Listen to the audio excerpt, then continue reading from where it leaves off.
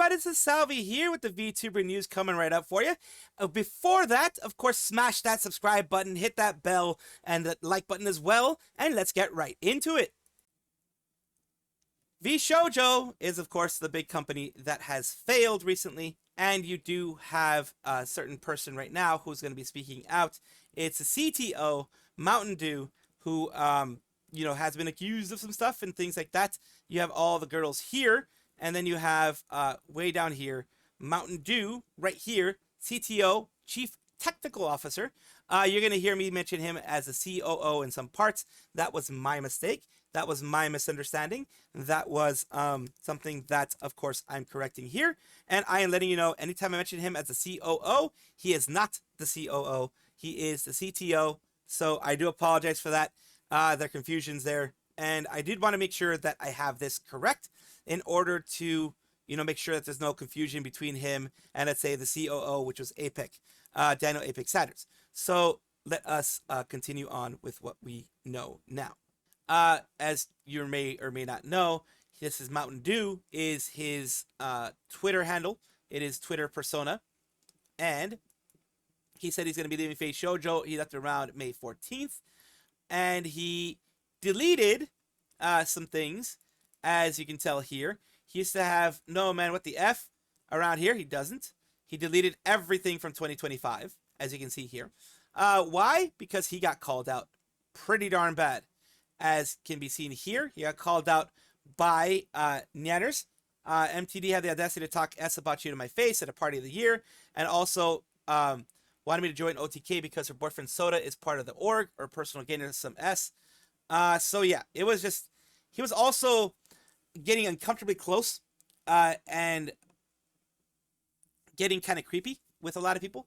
One of the big things that kind of pushed it over was that Vebe herself, and this is Vebe's post, said MTD got reprimanded for being creepy to us, got told not to message us privately, go figure, and that opened up the woodwork to a lot of things here of, people saying, this is kind of creepy, bro, what the F, that kind of thing, that stuff happened in the past.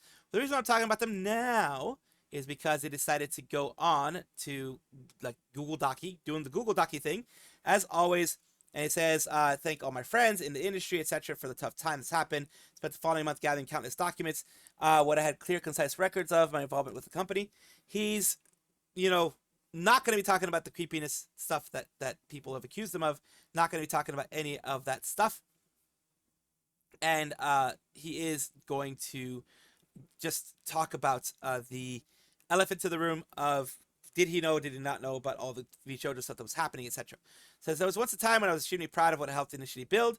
There was a lot of hard work and planning involved. Took a lot of pride in my role in launching the company, but now I simply feel misled. So now he's acting like he's a victim again. I don't like this. I don't like this. I already don't like this. I'm betrayed by those involved. The fact that it's had to happen, all troubling, to say the least. Feel deeply for those who've been affected by this. Anyone affected by any of these testimony, evidence, or other material, I don't think anyone's going to reach out to you, man. I honestly don't think so. Taking my own shareholder action against the company, which I won't rule out at this time. I also have to consider action against those that have engaged in defamation against the character. Oh, so you're going to be going and legally fighting those people who said you're creepy. I see. So, pretty much. Hopefully we can resolve those matters privately and amicably. I was never made aware that talent funds were intermingled with company operating expenses. But you were the chief operating officer. You should have known all those things. You were in the C-level execs, my dude. Of course you knew these things. I don't believe, personally, I don't have proof of it, but I don't personally believe that he didn't know. I don't personally believe that he didn't know. I do believe that the VShojo Japan had no idea, because a lot of times headquarters does not let the other people know, because, it's kind of a need-to-know basis on some of those things. So here we go. Any budget that was used for marketing was a direct result of asking the amount and was either approved or denied, had extremely limited financial access, only for smart marketing approvals. So he's saying he has no access to these things. Never had access to bank accounts, and not made aware of any of the money that was needed for other investments. Had no idea things were running out. Had I become aware of the financial misuse, would have exited the company earlier, or so you say.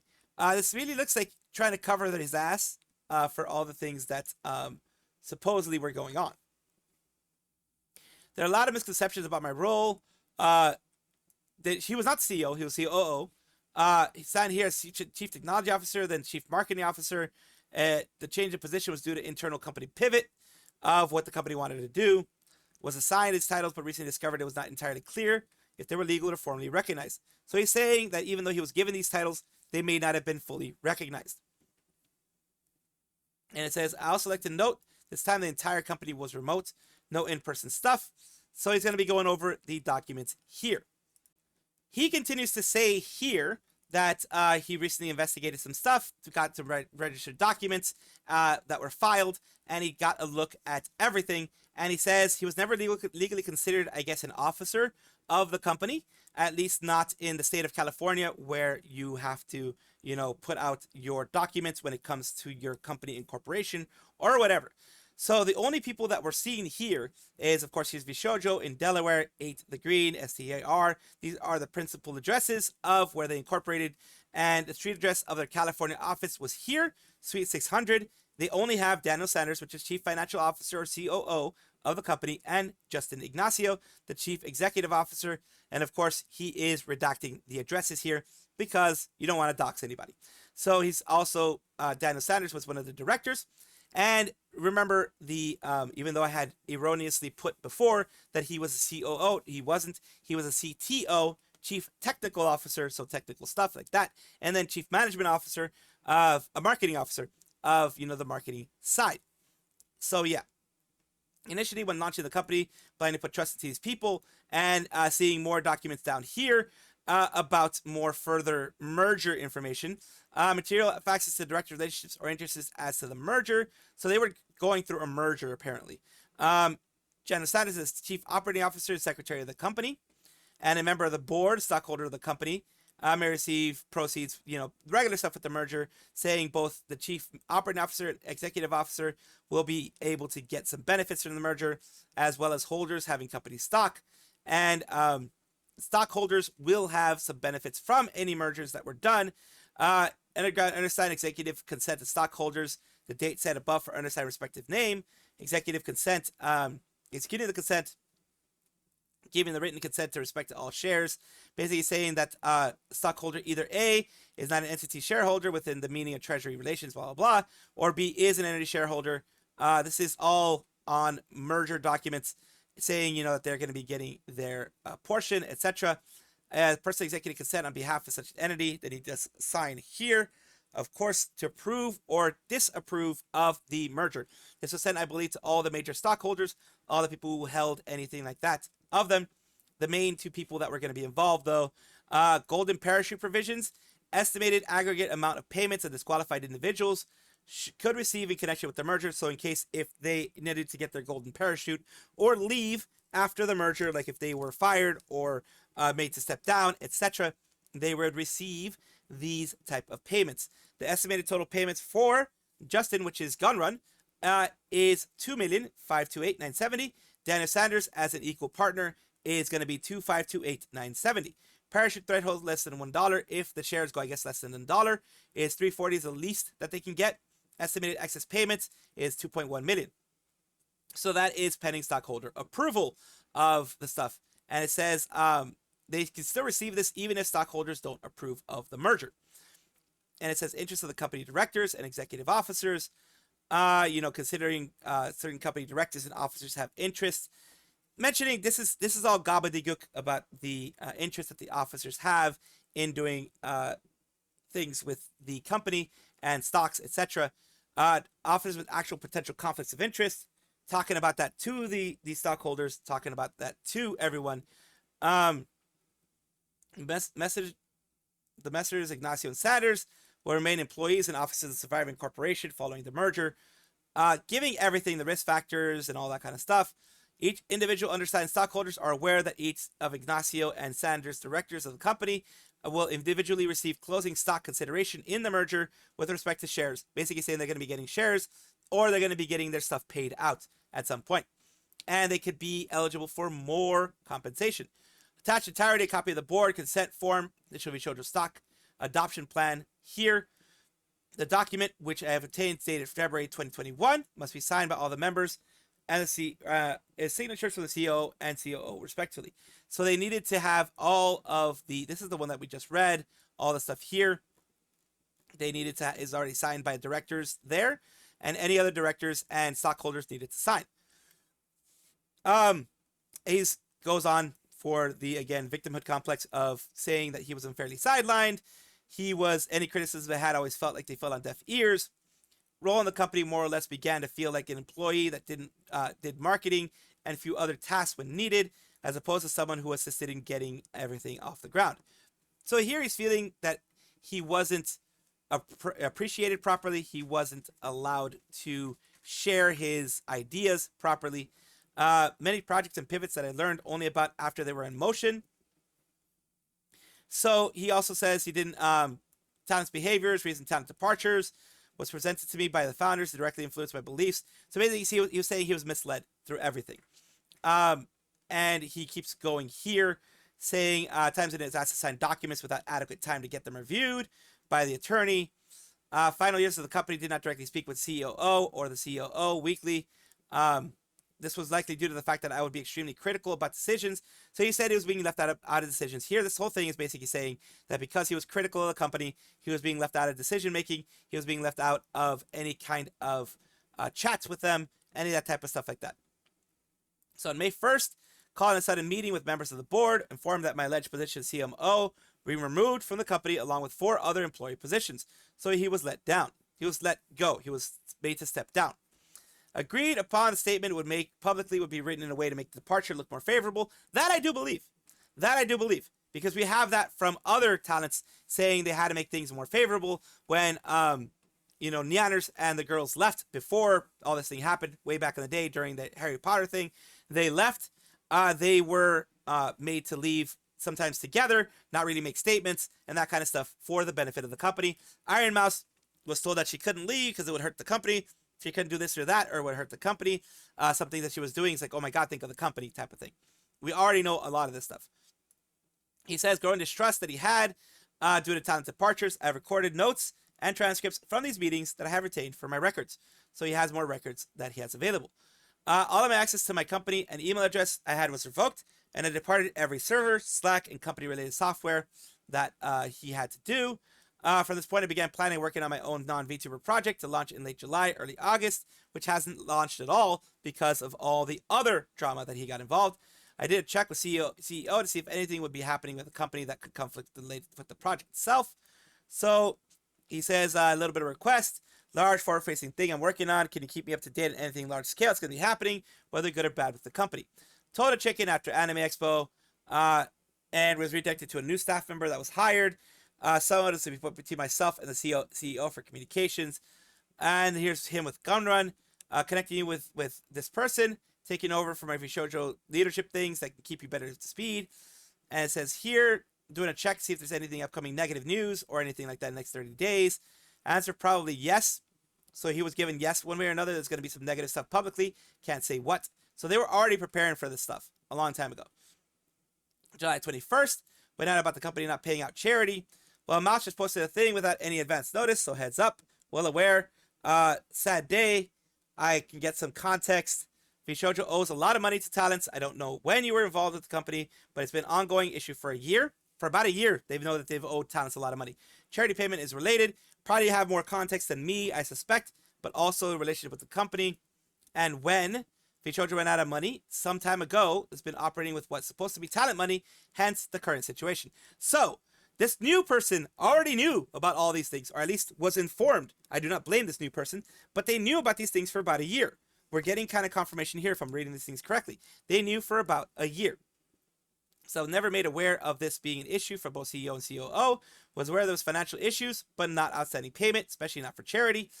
And it says, like I said, I don't know what the relationship was with the role. They're saying since sometime around 2024, this was known. I have to ask Justin, it's been 3.5 weeks, so I'm learning and navigating through the best I can. I don't blame this do person. I don't blame this person at all, because holy crap, they're put into a bad situation. We're almost done here. Chain shows when he first became aware. So he's saying I wasn't aware of all these things, but I mean, he isn't denying the whole creep allegations yet. He's just saying he's going to be dealing with those privately. I have many opinions about the way the company was run over the years, was decisions that were made by the board. I feel that one day I will share my opinion on the decisions that are made because the company collapsed financially, the things I would have changed structurally as the company was run, etc. The evidence that they have retained is meeting transcripts, corporate filings, various contracts, statement information listing only CEO and COO, no mention of myself as an officer. Materials confirmed I was not registered director of the company and likely not an officer despite the titles I was given internally. I also have former staff and former talent that can corroborate things that I have made clear in this statement, as well as a multitude of other individuals who can confirm these statements. Once again, I would like to emphasize my role in the company was not broad as some have suggested, and that he had no ideas since some of these things were happening. It was limited to technology and marketing. Made aware the company needed investments, but not the talent funds were being involved in operations. Grateful for a large amount of support that they've received, and that is what they're going to be saying about this whole thing. So it's a bit of a long one, but kind of an odd one too, to be honest with you. But it is not unexpected that he's going to be trying to distance himself from this thing because Vshojo is getting a lot of hate. So he, of course, Mowtendoo, as we have here, has done everything they can to distance themselves and has done everything they can to clean up the hatred he's been getting because of the fact that he has been outed as a creep by various former talents and people who have dealt with him in the past. So that is not being, fought here. What's being fought here is the situation with him knowing more about the investments, the using the talent money for operating funds, and the not paying the charity. So that's what we're going for here. I'll be honest with you. I just feel this is a guy trying to, take all the heat off of him and push it onto the CEO and COO, which of course deserve their own heat. You already know my feelings about that. But yeah, I just feel this person is pushing it, like trying to push it on to other people. Yuki Sakuna, who is an independent Japanese speaking VTuber who used to be Minato Aqua of hololive, but now, and for a while now, she has been Yuki Sakuna. She's doing some changes recently, so you may not be seeing her as often, but she has gotten a collaboration with the official account of Ikebukuro Sunshine Aquarium. They have announced it on their account that they're having a collaboration. Special nighttime hours, Sunshine Aquarium, X Sakuna Yuki, Sakuna's Aquarium, 9/12 Friday to 10/5 Sunday. And it's going to be almost a full month. 2100, last entry 30 minutes before closing. Original collaboration, merchandise, sales, and event exclusive audio guides will be recorded just for this. So she's doing the same thing that Gura did when she did her aquarium thing. I think that was a Tokyo Aquarium or something like that. Doing the same exact thing. You can see the visual here looking amazing. So very cute, looking very cute. And of course, here is the stuff that we have there. They're going to have merch. They're going to have a bunch of other things here for you. Let me see if I can translate this to you guys in English. Special collaboration, more information. They're going to be having the period of time, such as aquarium stuff, list of goods. Click here. So we're going to be taking a look at the collaborative goods. This is all the stuff that is happening here. You're going to have buttons, of course, for 550 yen. You have these keychains, acrylic keychains from what it looks like. She's a penguin. It's cute. And then she has, of course, it looks like wall scrolls there. She has a acrylic stand, a standee. Other cards here. And again, she looks very cute as the penguin. And a tote bag for you if you do want to purchase any of these things. I do love the look that they gave her. And I'm very glad that she was able to get such a big thing. Getting any type of collaboration in this way is humongous for the growth and for showing off who you are as a VTuber. Scarle Yonaguni of Nidisanji En is wise beyond her years in many situations. This is another bit of Scarle wisdom that we see on occasion that she graces us with. I'm just making fun of the whole situation. Life is like a boner. It might be hard sometimes, but not forever. You got this, little buddy, which is something that you, of course, you would say to a boner.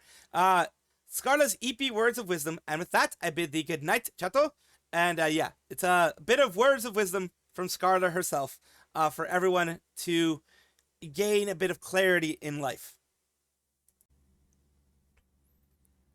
Aoi Sakura, who used to be Yuki Chihiro of Nijisanji JP, she graduated a bit ago and she started Reborn Corporation, which is a VTuber organization that she started herself to recently, as she has mentioned, try to make sure that there are people out there that will, elevate VTubers. She's trying to help elevate VTubers in whatever she can do.